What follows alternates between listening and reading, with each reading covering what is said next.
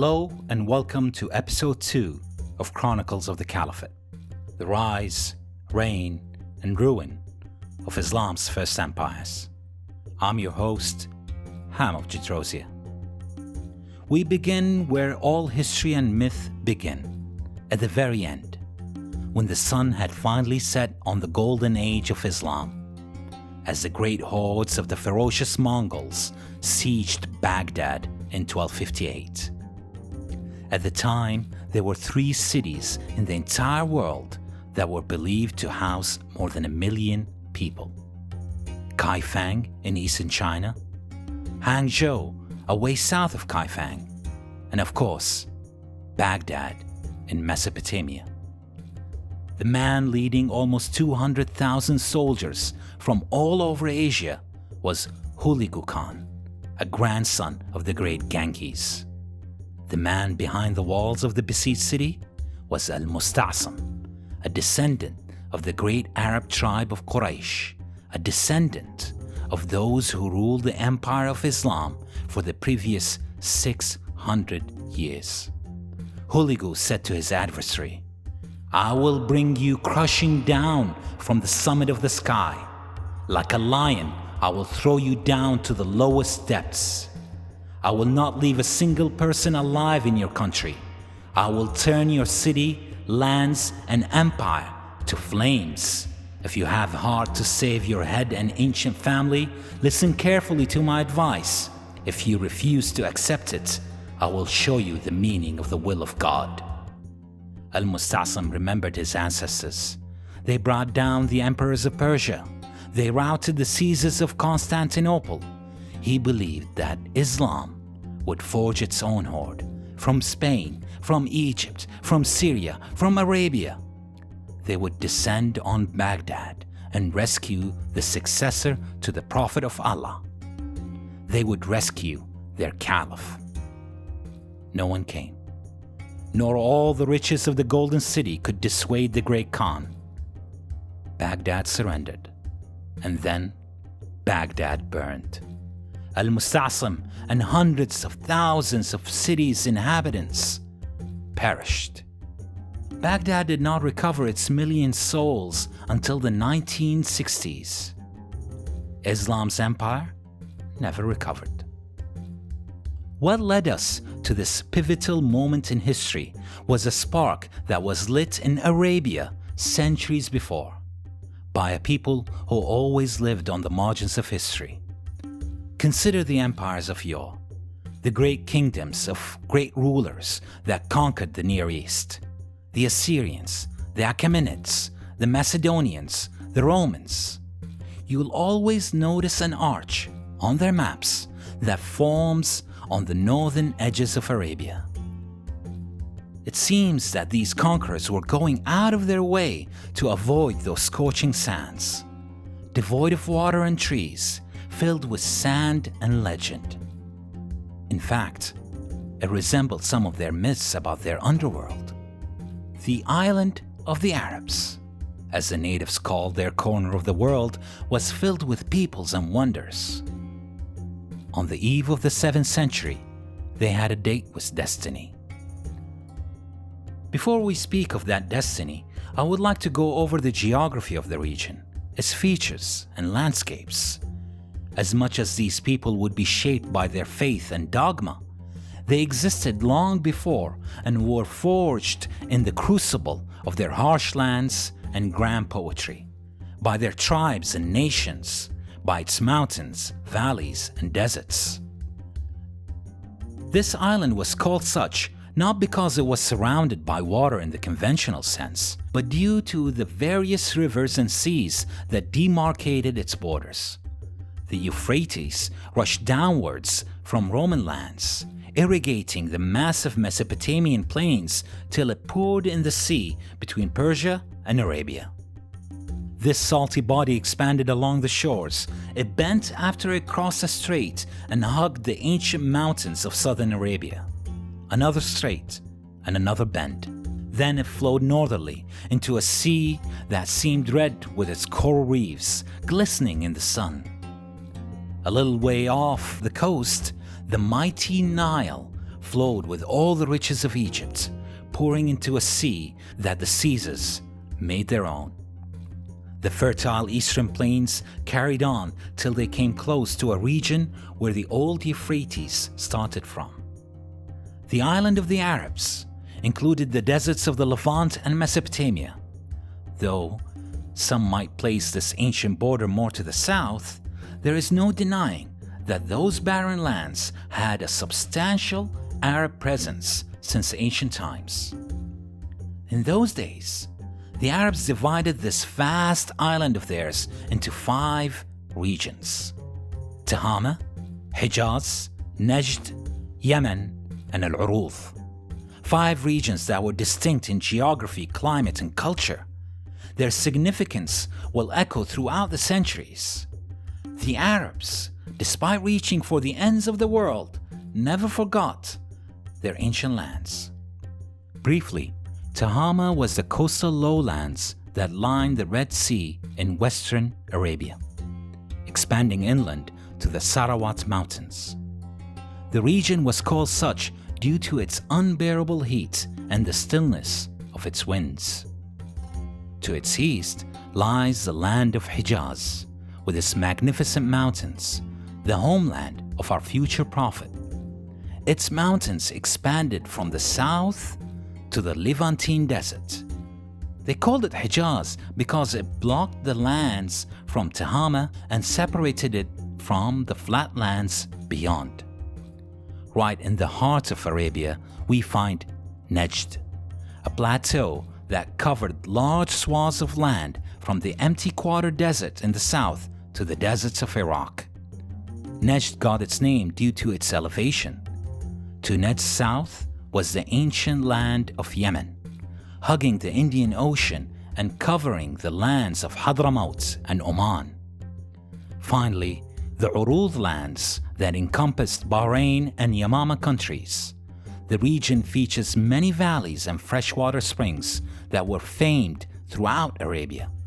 It is called such as the region contrasts with Yemen, Najd, and Iraq. This homeland of the Arabs featured sunburnt black mountains, the valleys that crisscrossed it and brought seasonal waters to a vast and dry desert. These fertile wadis, as they were called, became rich agricultural lands where food was grown and livestock grazed. The greatest of these wadis was the Dahna. It started in Tamim tribal lands in the Basra countryside. It flowed south to the Asad tribal lands, where they called it Munaj. It continued to Qahtan lands in Najd. It was known as Ramma, which had another great wadi flowing into it. That was called Jarib. The Arabs sang many a song about the fertile Ramma. To the north, in Tayi lands, another wadi called Ha'il. Through Kalb country, it flowed and was called Qaraqr. It continued to Taghlib tribal lands as the Wadi Samudi. It ended near Kufa in Iraq as an estuary of the Euphrates near a town called Nil. When the Dahna became fertile, Arabs settled in it for its abundance of water and coolness of its weather. As for the lands of Yemen, a mountainous region that is also the most agrarian in Arabia, many a great wadi flowed to the southern sea.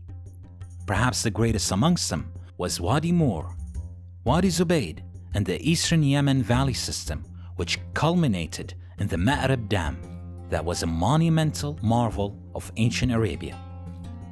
When they told us that the Inuit have hundreds of words for snow, they neglected the fact that the Arabs have a similar number for their oases. Most of this fresh water was the result of rainfall, sometimes well-placed springs. In either case, they were subject to the extreme heat of the day. Whether water sank beneath the sands or gushed into carved valleys, none but the people of Yemen could harness it. Therefore, verdant Yemen was the envy of the rest of this parched land. Unsurprisingly, it came closest to the semblance of ancient kingdoms and civilizations in ancient Arabia. agriculture thrived, and permanent settlements were built. The rest had to make do with following the seasonal rainfall, herding their livestock, mostly camels, to grazing lands. They lived off its meat, drank its milk, clothed themselves with its wool, and had them as their beasts of burden. There were, however, well-established routes for traveling nomads. These routes were marked by stations and the distances between them. There were no maps amongst the ancients. Most well-known among these routes is what became later the Baghdad-Mecca route, which by Medina passed. It had 34 stations and extended for over 1,600 kilometers. Another route was the Kufa-Mecca route, which split from the former about 200 kilometers north of Medina, merging and diverging with other Iraqi routes. Sana'a in Yemen also had a network of these routes, to Najd in Central Arabia with its 22 stations and over 800 kilometers, to Tehama along the Red Sea with a similar 22 stations. Aden, at the southern tip of Arabia, was connected to the Sana'a network as well. So was Hadramaut. Last but not least, a route that ran along the eastern coastlands from Basra through Bahrain to Oman. I hope you can forgive me for expanding on this geography a little bit. I felt it was important to establish the setting, to see it as the ancients saw it, to set the background where this epic tale will take place. Far removed from the centers of civilization in those days, a hard and harsh environment where wealth and growth were severely limited and constantly challenged. Where the world of late antiquity was, the Arabs were not. The great empires of Rome, Persia, Abyssinia surrounded them and were so far away at the same time. Despite centuries and centuries of civilization eluding them, their eventual rise remains unparalleled in world history.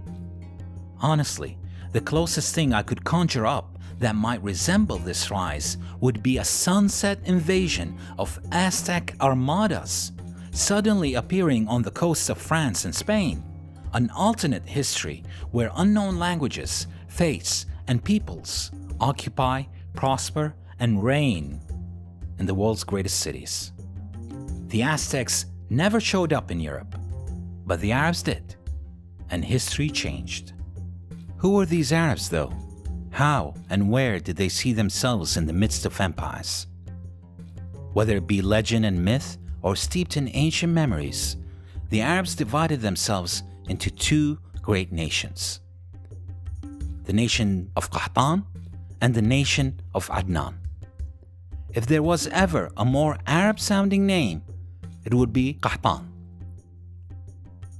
Hailing from Yemen, having Saba of the Sabaeans, bin Yashjib, bin Ya'rib, bin Qahtan as their progenitor. Numerous Arab tribes and nations from this line spread across the region. Himyar, who had a mighty kingdom in late antiquity, issued the tribes of Zayd al-Jumhur, Qudaa, and Sakasik. Another branch was Qahlan, and it issued the tribes of Hamdan, Anmar, Ta'i, Mad'aj, Kinda, Lakhm, Jitham, Azad, and Jaffna. Jaffna, who will eventually have their own mighty kingdom in the Levantine desert. The first kings of Yemen in ancient times placed a great importance to the waters gushing through the canyons and valleys in their lands. They decided to erect a dam and not let that fresh water waste away. An elder sheikh in Sana'a described it as such. It was between three mounts that the water flowed into a single path. Those who came before erected large boulders and cast metal until there was a sea behind that dam. When they wished to irrigate their crops and farms, they opened the doors of the dam in feats of great precision and engineering. When they were satiated, they were closed once more. Centuries passed and the great dam of Ma'rib fell into disrepair. In the late 2nd century BC, the floodwaters breached the walls. A tsunami rushed through the mountain and washed away all those villages and farms into the sea. The stories tell of an oracle that warned the king of such a disaster. The result was the same: a mass exodus of peoples from Yemen to the four corners of Arabia. Interestingly, the Quran, about a half a millennium later, echoes this legend in chapter 34, verses 15 to 17. There was for the tribe of Seba in their dwelling a sign, the fields of gardens on the right and on the left. They were told to eat from the provisions of your Lord and be grateful to him. A good land have you and a forgiving Lord. But they turned away, refusing. So we sent upon them the flood of the dam. We replaced their 2 fields of gardens with gardens of bitter fruit, tamarisks, and something sparse of lote trees. These verses might as well refer to the final destruction of the dam that occurred in the 6th century, just around the birth of Muhammad. The migration of the Qahtanid Arabs were long established by that time. Their tribes spread across Arabia. The leader of one of these tribes, the Azads, was a man named Imran bin Amr Muziqiyah. He sent scouts to the north to find suitable lands for his people to settle. His brother Tha'laba went north towards Hijaz and settled in an area between Thu'aylaba and Dhiqar. Later on, his sons moved towards Yathrib, the ancient name of Medina, where Jews lived and settled. They settled there and worked in agriculture. Tha'laba had 2 grandsons, Aus and Khazraj. Their descendants would become the allies of Muhammad. A group splintered from Tha'laba. His brother Haritha led them and his splinter, for that he was called Khuza'a, and went towards Mecca. They overcame its native Jahramites and settled around the great temple of Mecca. The king himself, Imran, did not follow his brothers, but headed east towards Oman and established the Azad line there. Yet another brother, Japhna, decided to go further north still. He reached an oasis called Ghassan and settled there. His tribe eventually became the Ghassanids, the kings of northern Arabia and staunch allies of Rome. From those who left Yemen as well were the Addads, cousins of the aforementioned Azads. Their leader was a man called Lakhm bin Uday. He went towards Hira, an ancient city close to Kufa in Iraq. He was the progenitor of the Lakhmids, the great kings of Hira and staunch allies of the Sassanid Empire of Persia.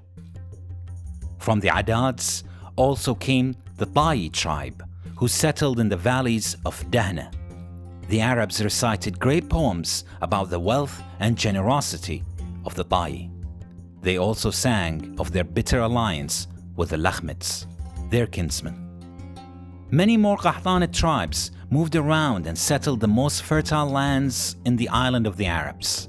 Many remained in Yemen as well. They boasted about their ancient heritage and lines of royalty.